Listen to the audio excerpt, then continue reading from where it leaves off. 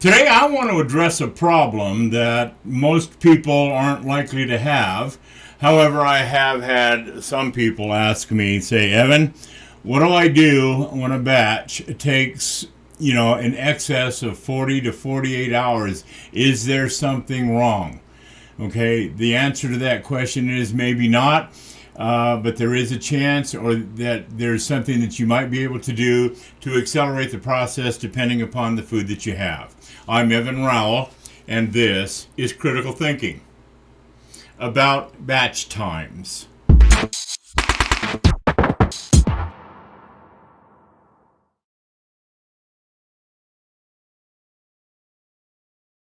Okay, what you see here in front of me are 3 trays that have tomato sauce, chopped whole tomatoes, and diced tomatoes with green chilies. And I did something here that I wouldn't recommend that you do, but I did it for demonstration purposes, is I overloaded the trays. There's well over 3 pounds in each one of these trays, okay? And there was a great deal of moisture. And after I put them in the freeze dryer, exactly what I expected began to happen. If you look at this picture here, you can see that the total time in has been 48 hours, and it's been drying for over 43 hours, and that orange bar is still indicating that it's got time left. And because I know what's happening, I suspect that there's another 15 to 20 hours before that orange bar gets all the way across and finishes the batch and goes into extra dry time. And I'll explain why. Now, in other videos, I have talked about something I call the blanket effect. And what that is that in certain materials, especially sugars, syrups, heavy sugars, solidified sugars, jams, and pies and stuff like that, you can't freeze dry because of what happens to that solidified sugar. And what happens is the sugar, whatever it is you're trying to freeze dry, will form a shell around itself. In other words, the outside will get really dry, and it will actually prevent the moisture from the inside of the mass from escaping. And so it never completely dries. You can leave it in for days. And when it comes out, it'll be spongy. It'll be like clay. And if it ever does completely dry hard, then that's exactly what you'll get. You'll get something that's like rock candy, and it never does rehydrate very well. So anyhow, with the blanket effect, it doesn't always have to happen with just sugar. It can happen with food too, and one of the most notorious ones that I've found for this is tomato sauce. Unless you're only going to put maybe a 1/4 of an inch or maximum of a 1/2 of an inch tomato sauce in there, you're gonna suffer what's called the blanket effect.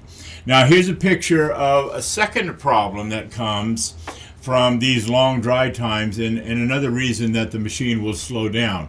You see the ice that's built up on the inside in this image? That ice represents another insulating blanket against the cold that is emanating from the steel barrel. So that sub-zero temperature, which should be down between 25, 30, 35 degrees below zero, that ice can actually insulate that cold from getting to the trays. And so if you overload your trays, and this tomato sauce right here has, it actually in the middle came a little bit above the tray. I mean, I loaded it as much as I could put in it without it dripping over the edge. And then it was pre-froze, and I put it in the freeze dryer. And now that I've taken it out, as I touch the tops are absolutely dry. However, I'm quite sure that underneath this tomato sauce, up against that pan, because as I felt the bottom of the pan, it was cold. And as a matter of fact, it was cold on all 3 of these. This one, not so much, because this was diced tomatoes. I think there was enough air between the tomato product that it was able to completely dry. Okay, but nonetheless, if I'm going to put these 3 trays back in, I'm going to put these trays back in. Now, under normal circumstances, the conventional wisdom says that if you pull the tray out and it's got cold spots underneath it, you put it back in the freeze dryer and you add more dry time. Well, for me, there's something that you can do to facilitate that. Now, in previous videos, you've heard me talk about using the dehydrator. And if the cold spots are vapor moisture and you can't really feel any soft, watery material, then you can put the food directly into a dehydrator if you have one, and you can finish it up there, and the results will be exactly the same. There's no reason that you should fear doing that. But I'm quite sure that these are going to have to go back into the freeze dryer because they're going to be wet. But something I do to facilitate that is I will flip everything over and expose the bottoms of each one of these trays. Now I have 2 sets of trays, and here's one of my empty ones, and I have already, in the interest of time, I have already went through and loosened up the edges of all of these so that they will dump out. So I'm going to do that right now, and we'll start with the tomato sauce, and we'll see if there's any water underneath that tomato sauce. You simply put those 2 trays together, hit it, and it'll drop right out. And incidentally, that's one of the reasons that I really recommend you getting these mats, because they prevent things from sticking to the pan. And yes, you can see it quite readily here. That dark, well, you see it stuck to my finger. That dark is actually water, and that needs to go back into the freeze dryer. There's no way that I would put that in a dehydrator, because that wet there would simply turn into, hard, shriveled up. Everything else would be okay. It's already dry, but I'd end up throwing away whatever was still wet there. So that is going to go back into the freeze dryer, and let's see what this one looks like.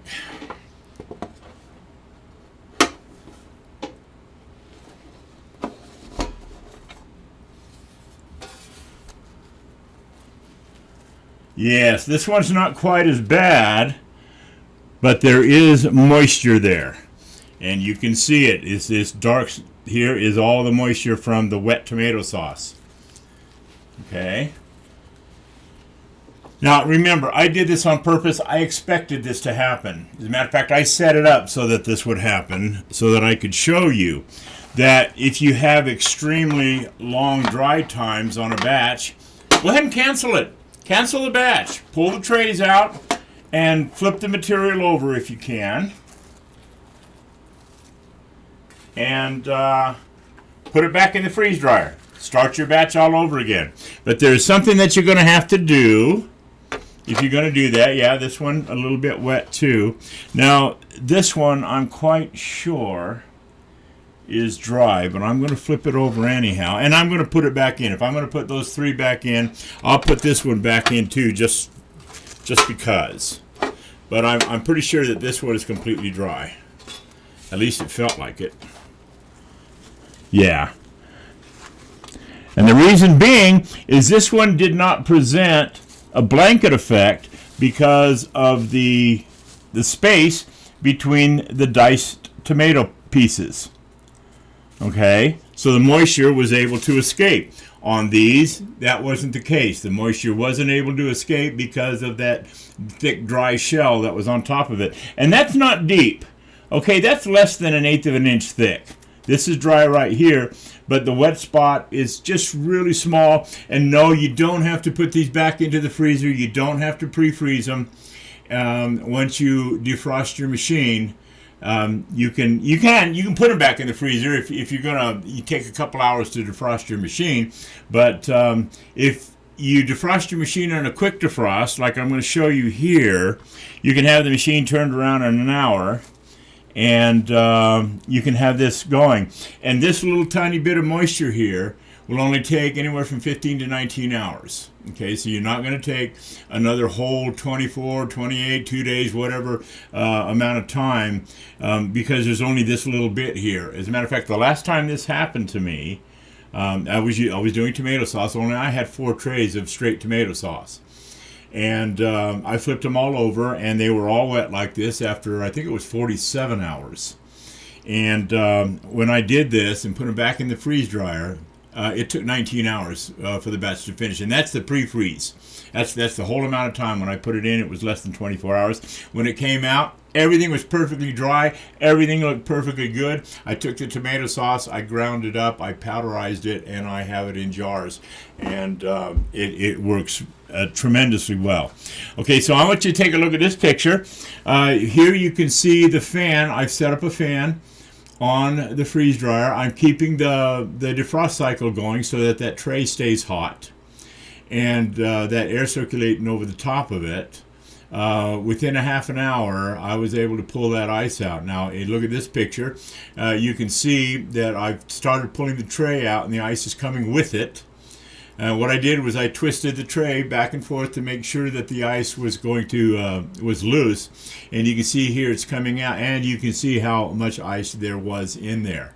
Okay, and after I managed to pull it all out, here it is in the bucket, and I was able to pull the tray out and wipe down the inside of the barrel and get another batch started. And it's in there right now. I've already done it, and it's in pre-freeze mode right now. And these are going to go back in very, very shortly. So with that, don't be afraid to cancel a batch if you think something's going on inside. Okay, you can always add, if you open it up and there's nothing wrong and there's nothing to be concerned about, you can always just add more dry time to it.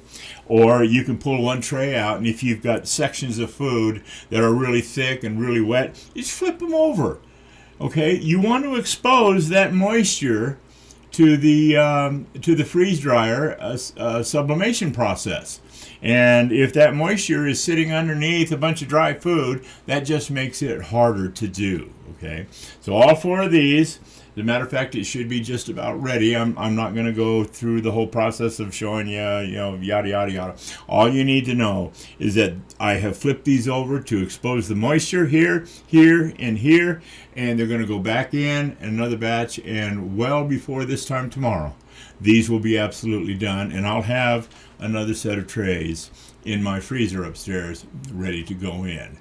So with that, I hope that you've learned something. I hope that you'll like and subscribe. My videos are coming, as quick as I can think of something to talk about. If you have questions, if you would like me to talk about something, if you would like me to do a certain kind of food, let me know. I read all my comments and I reply to most. And if you say, Evan, would you do this, or would you do that, or would you do the other, I'll either consider it and probably do a video on it, because I'm hungry for things to do and to show people. And but quite frankly, I'm running out of information that I can give anybody that would be of any value and not be redundant, because I don't want to be redundant.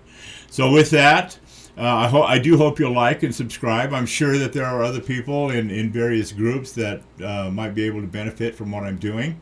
And with that, I'm Evan Rowell, and this is Critical Thinking about batch times and what you can do about it.